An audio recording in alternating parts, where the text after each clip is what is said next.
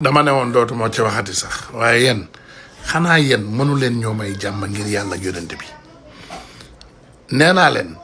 may leen ñu vraiment jàmm nous on n'a pas quelque chose contre quelqu'un mais est-ce que xam ngeen luy xaalisu mbooloo xam ngeen li ñëpp bokk xam ngeen xaalisu mbooloo lan la maanaam alal boo xam ne ñëpp ko bokk man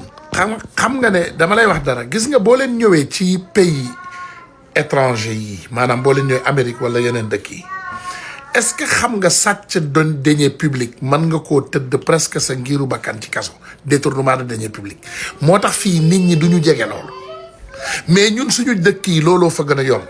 xoolal tey kaso Rebeuss boobu ma leen woon photo bi démb ay doomu aadama ñu paqueté leen maanaam ci tàngaay bi feebar yi ci mën a juddu séquelles yi ci mën a juddu loolu yëpp amul benn détourneur de deniers publics loolu ay sàcckatu banaana ay boy yu tux yàmba ay peut-être boy bu sàcc béyu yaayam wala maamam yooyu ñoo fa nekk wala wala ñi ñu jaay doole les accusations fallacieuses ñooñu ngeen gis ci biir kaso bi pendant ce temps ces gens-là qui ont ñoo xam ne ñoom dañu admettre parce que ndeysaan sama xarit Waly yéen am na loo xam ne yéen xamu leen ko nee nañ leen ngeen teg ci suuf man maa ngi dëkk bu tudd Paramus New Jersey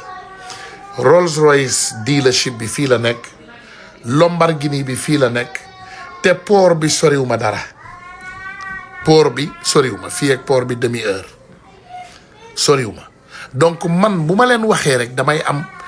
lépp en connaissance de cause ba ci transfert bancaire yi nga xam ne loolu lañ doon yónnee nit ñi nga xam ne ñoom lañ doon jëndalante ak jaayanteel yéen barki Dembo Ndiaye Wally Seck toogul fii ne sénégalais yëpp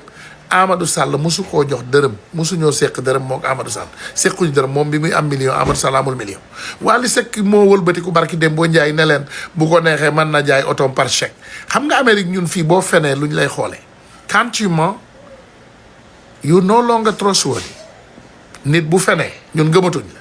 ñii teg xel la ñuy def seen communication yëpp ay teg xel la léegi ay Wally est convoqué il n'est pas convoqué ku leen ne Wally est convoqué dañ leen ne ay rapport daf ko épinglé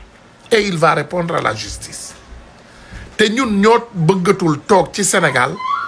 borom doole yi duñu wuyu justice waaye néew ji doole yi ñu ngi leen di jàpp di leen torturer di leen paqueté di leen dugal ci kaso bi di leen di def lu ñaaw seen kaw ñun ñoo ko nangootul vraiment may leen ñu jàmm may leen ñu jàmm la justice bu dee Ousmane Tounkara sax ak keneen ak keneen ak keneen déglu leen ma de bu dee président Bassirou Diomaye Diakhar Faye sax la justice soxla day wuy ji Ousmane Sonko n'était pas en prison barki Dembo Ndiaye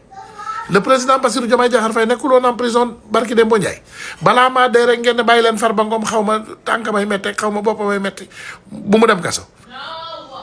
ana Bougazeli mi ngeen defoon fii liberté provisoire barki Dembo Ndiaye vous voyez les prisons du Sénégal vous voyez cette surcharge gis ngeen xale yi li ñuy dund ci kaso bi dama ne